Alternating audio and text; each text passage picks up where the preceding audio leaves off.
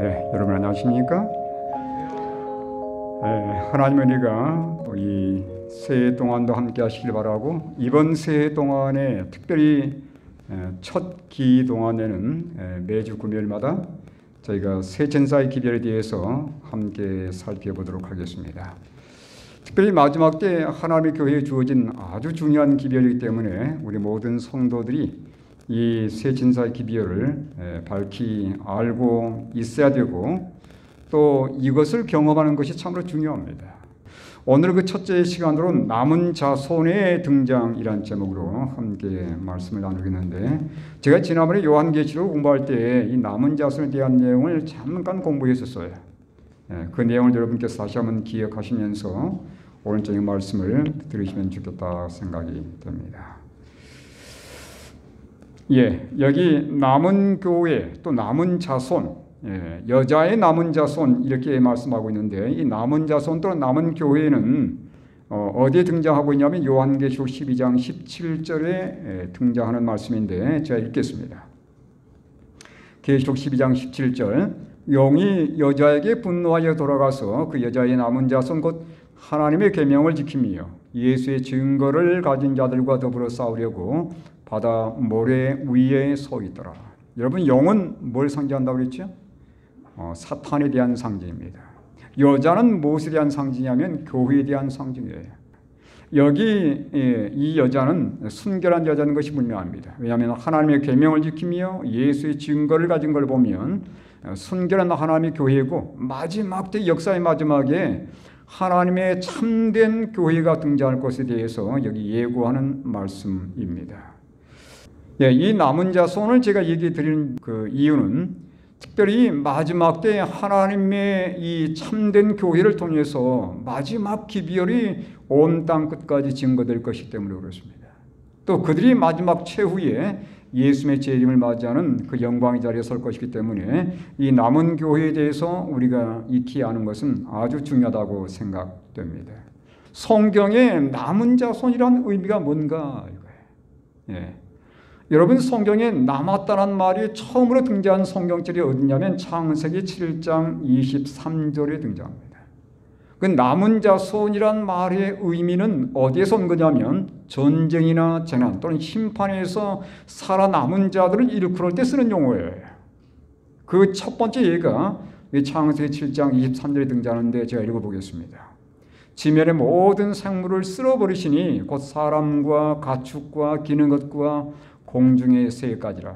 이들은 땅에서 쓸어버림을 당하였을 때 오직 노아와 그와 함께 방주에 있던 자들만 뭐 있다고요? 남았더라 그랬습니다. 여러분, 온 세상에 홍수가 임하게 되었습니다. 하나님의 심판이에요. 계속해서 하나님을 배반하고 하나님의 기별을 거절한 세상에 대한 하나님의 심판은 물로서 온 세상을 쓸어버리는 것이었습니다. 그래서 하나님께서 그들에게 기회를 준 거예요. 120년 동안 방주를 짓게 만들고 그 방주 안에 들어오도록 호소를 했지만 사람들은 다 거절했습니다. 누구만 들어갔어요? 노아와 그의 가족만 들어간 거예요. 8사람만 구원받은 겁니다. 이 배 안에 남아있던 사람들이 그들이 바로 남은 자손들이에요. 그래서 전쟁과 심판 그리고 재난에서 살아남은 자들을 성경에는 남은 자손이라고 칭하고 있습니다. 두 번째 의미는 이런 의미입니다. 배도에서 하나님 편에 남아있는 충성된 자들을 말하는데, 여러분, 우리 잘 아는 엘리야의 얘기입니다. 엘리야가 하나님께 불평했어요. 하나님, 다 배반하고 저만 남았습니다. 저만 하나님께 무릎 꿇지 않았습니다. 이렇게 이제 원망 섞인 불평을 했을 때 하나님께서 뭐라고 응답하셨습니까? 여기 왕상 19장 8절에 보니까 그러나 내가 이스라엘 가운데 7,000명을 남기리니 다 바알에게 무릎 꿇지 아니하고 다 바알에게 입맞추지 아니한 자니라. 여기 남았다는 말이 사용되고 있어요. 배도한 세상 가운데서 끝까지 신앙의 절개를 지킨 자들이 있다는 사실입니다. 마지막 때도 마찬가지예요. 온 세상이 흑암 가운데서 죄 가운데 섞여 살 때에 온전히 자신들을 구별해서 하나님 말씀 가운데 순전히 남아있는 백성들이 있다는 사실입니다. 그들이 바로 남은 자들이에요. 이 마지막 때 남은 자들에 대한 특별한 특성을 여기 제시하고 있는데, 첫 번째는 그들이 뭐 한다고 말씀하고 있습니까? 하나님의 계명을 준수하는 자들이라고 분명히 말씀을 했습니다. 마지막 때 하나님 백성들이에요. 그들은 하나님의 계명을 철저히 준행하는 백성들이라는 사실입니다. 여러분, 하나님의 계명을 준행한다는 말이 무슨 말입니까? 물론 십계명을 지킨다는 말인데 이게 무슨 의미일까요? 예, 이 말씀은 성경의 모든 말씀에 순종한다는 의미이면서 동시에 죄를 미워하며 죄를 이기는 자들이란 뜻입니다. 그렇지 않습니까? 예. 여러분, 하나님의 계명을 어기는 게 죄거든요. 그러니까 하나님의 계명을 지킨다는 말은 무슨 말이에요? 죄를 이기며 죄를 미워하는 그러한 백성들임을 말하는 것입니다. 죄를 이기는 백성들이에요.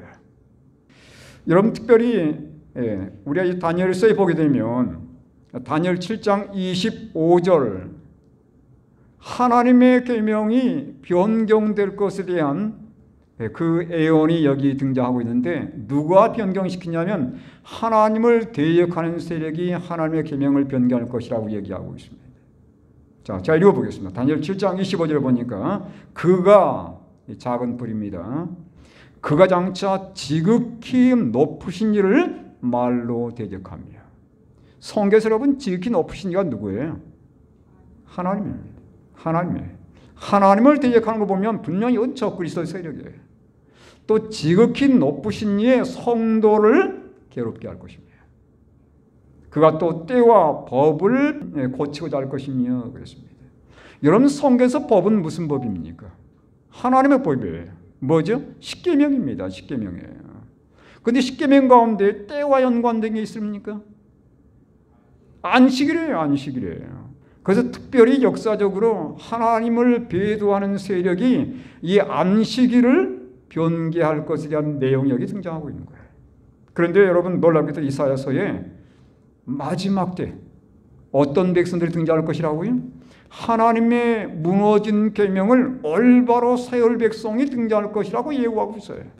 여기 이사야 58장 12절에 보니까 내게서 날 자들이 하나님의 남은 백성들입니다. 네? 마지막 때 하나님의 충성된 백성들이 등장할 거예요. 그들이 어떤 일을 하냐면 오래 황폐된 곳들을 다시 세울 것입니다. 역대의 파괴된 기초를 쌓으리니 너를 일컬어 무너진 데를 보수하는 자라 할 것이며 길을 수축하여 거할 곳이 되게 하는 자라 하리라. 여러분, 뭐가 무너졌고 뭐가 파괴됐고 뭐가 보수되어야 할 필요가 있는 것입니까? 그 다음 구절을 보시면 연결되어 있어요. 13절에 뭐가 무너졌다는 얘기예요?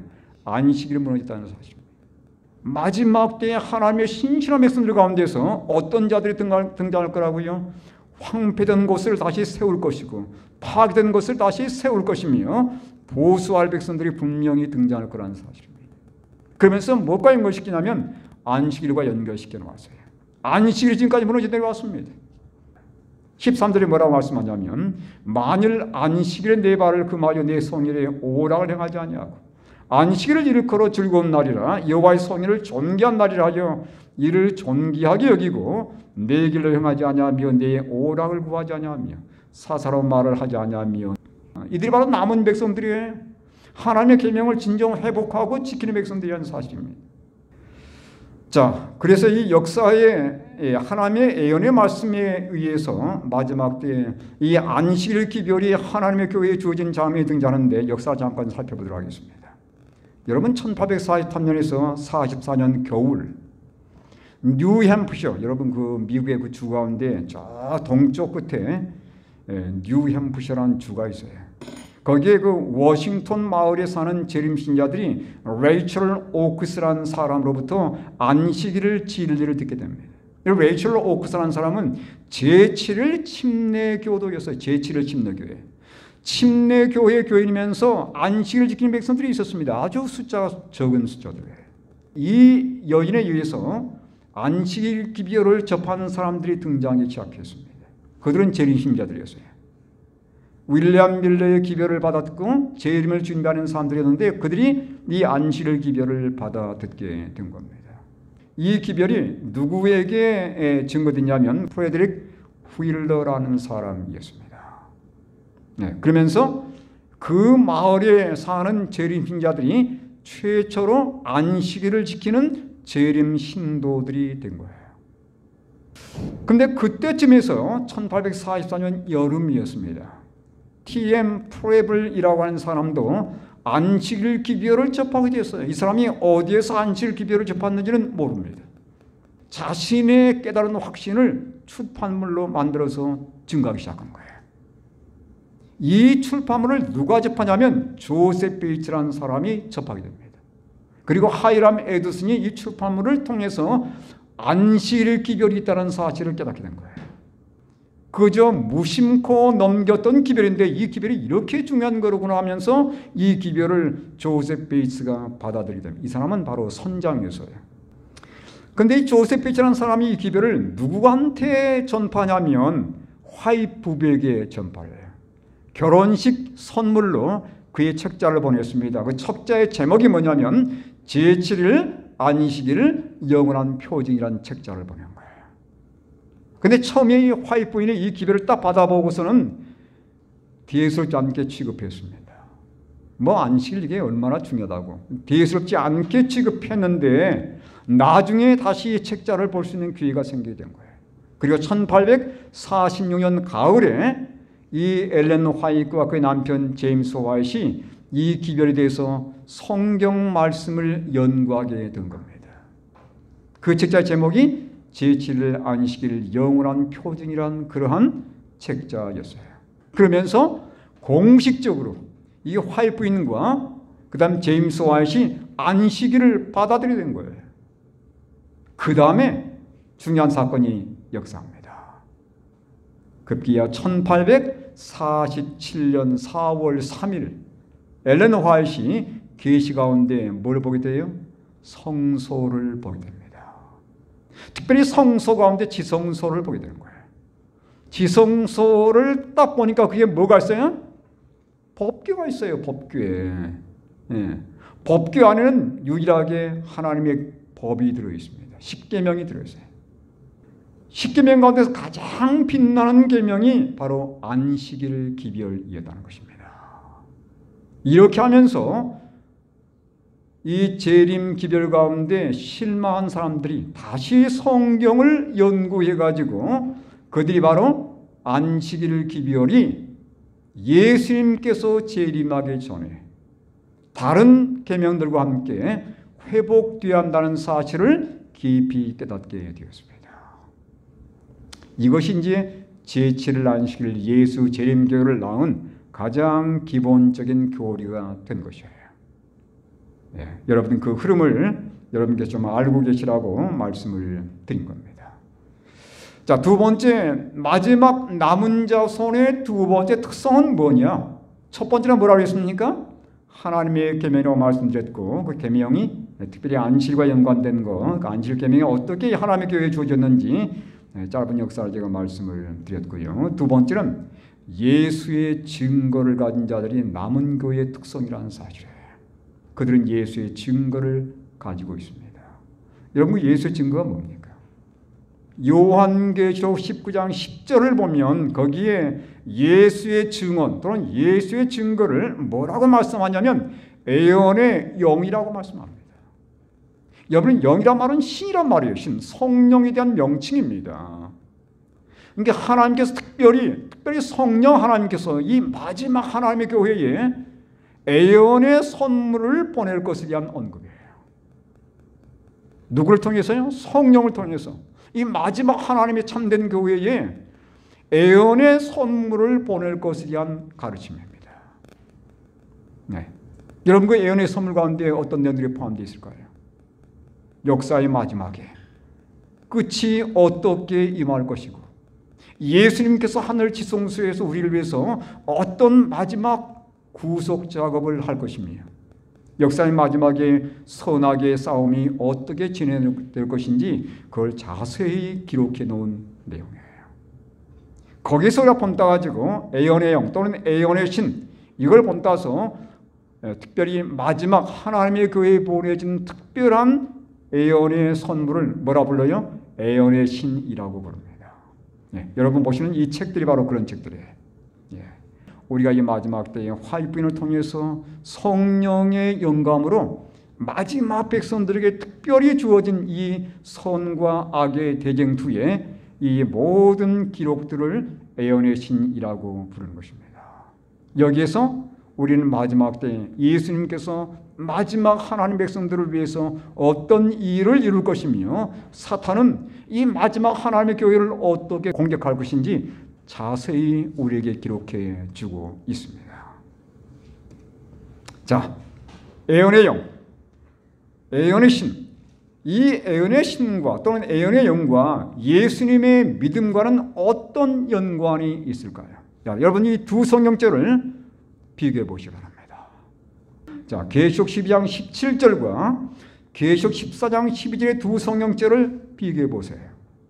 이 두 성경절이 아주 유사한 성경 구절입니다. 자, 12장 17절 함께 읽겠습니다. 시작.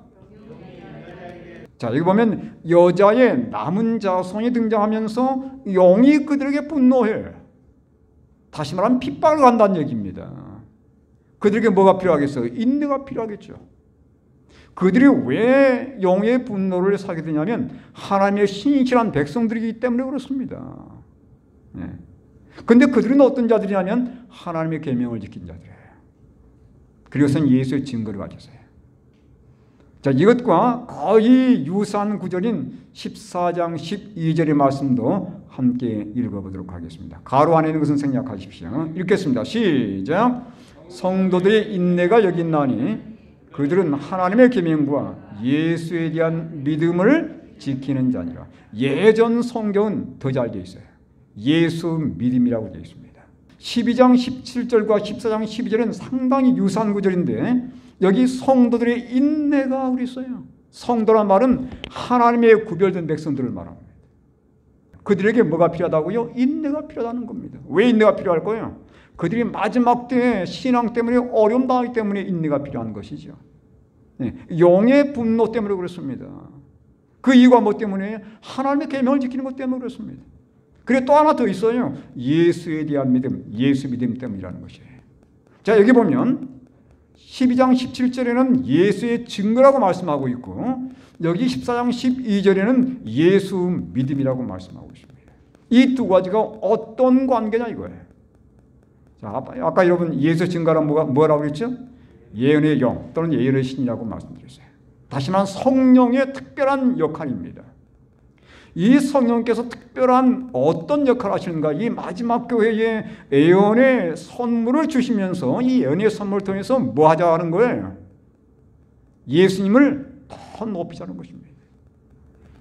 이 마지막 하나님께서 이 교회를 사랑하셔서 이 영감의 글을 주신 것은 누구를 높이게 하는 겁니까? 예수님을 높이고 예수님을 더 닮게 하도록 하게 하는 거예요. 예수 믿음을 갖도록 하게 하는 겁니다. 결국은요. 자, 그래서 여기 보시면 성령의 역할은 그리스도를 높이는 것인데 여기 말씀하고 있지 않습니까? 함께 또 읽도록 하겠습니다. 시작. 네가 아버지께로부터 너에게 보낼 보혜사 곧 아버지께로부터 나오시는 진리의 성령이 오실 때에 그가 나를 증언하실 것이에요. 성령의 가장 중요한 역할은 뭐 하는 거예요? 예수님을 높이는 겁니다. 이 마지막 때 하나님께서 이 마지막 교회에 예언의 은사, 특별히 성령을 통해서 예언의 선물을 주신 것은 뭐 하도록 하게 한 거예요? 더 예수님을 깊이 본받게 하게 한 것입니다. 예수님을 더 닮도록 하게 한 것이에요. 예수님을 더 높이도록 하게 한 것이에요. 예수님께서 하늘 지성소에서 우리를 위해서 어떤 일을 이루시는지를 더 깊이 숙고하도록 하게 한 것입니다. 그래서 이 마지막 때에 하나님의 교회가 그 예수님을 높이는 이 일을 이룰 것을 여기 가려 뽑은 기별 1권 362쪽에 이렇게 기록하고 있습니다. 시련의 시기가 우리에게 임박하였는데 이는 죄를 사유하시는 구세주이신 그리스도의 의에 대한 계시를 보여주심으로 셋째 천사의 큰 외침이 이미 시작되었기 때문이다. 그 다음 말씀 중요합니다. 이것은 온 땅을 영광으로 환하게 할 천사의 빛의 시작이다. 경고의 기별을 받은 모든 자들이 해야 할 일은 뭐 하는 거라고 했습니까? 예수님을 높이는 것이며 그랬어요. 표상으로 나타나고 상제로 나타났으며 선지자들의 계시 가운데 표현되고 당신의 제자들에게 가르치신 교훈들과 사람들의 아들들을 위하여 행하신 놀라운 기적들 가운데 밝히신 그 주님을 세상 사람들에게 증거하는 일이다.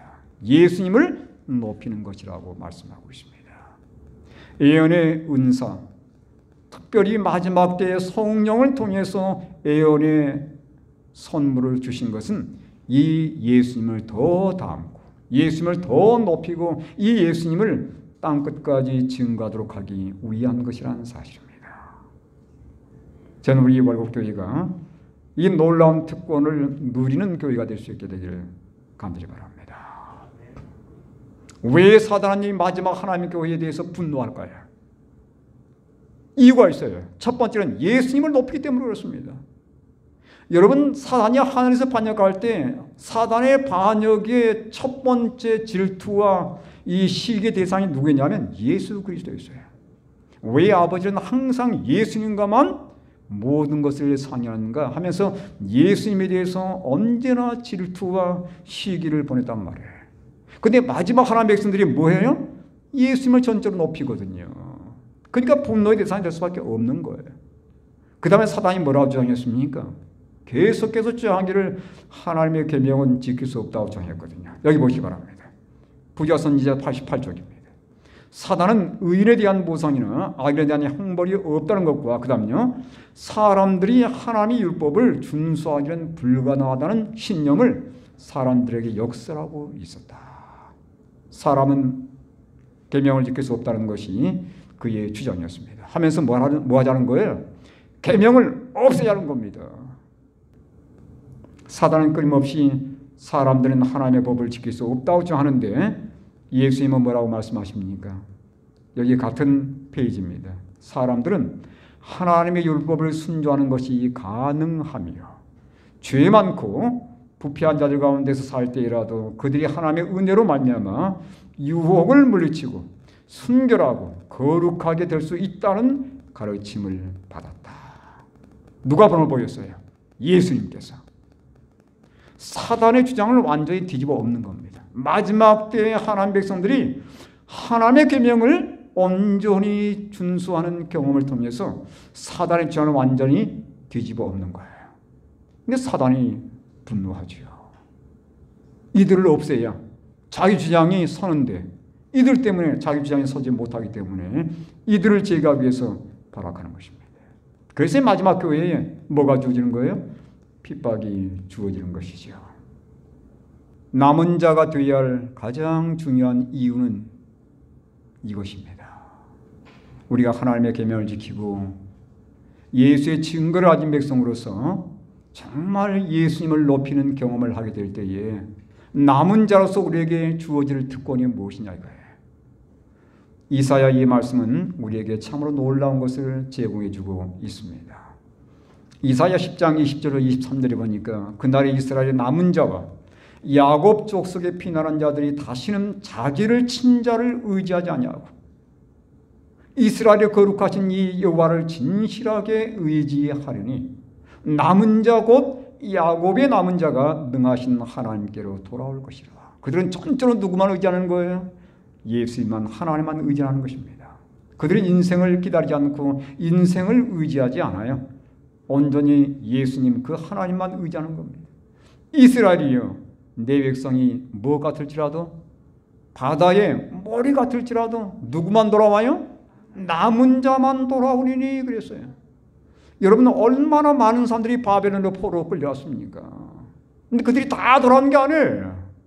누구만 돌아왔냐면 정말 예수님께 끝까지 충성하고 싶어하는 사람들만 돌아온 겁니다. 그들이 바로 누구냐면 남은 자들이에요.